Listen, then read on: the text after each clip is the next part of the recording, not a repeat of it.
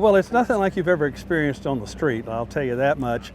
Some of these little whoops are a lot tougher to take than that big jump over the 55-foot gap, but it's so much fun. You know, what's awesome is that when you go around the turns, you know, two outside wheels inside wheels come up off the ground. And so as we went through the grass on the front straightaway onto the front straightaway of the super speedway, we were on two wheels until well past the finish line. So it's just, these trucks are awesome.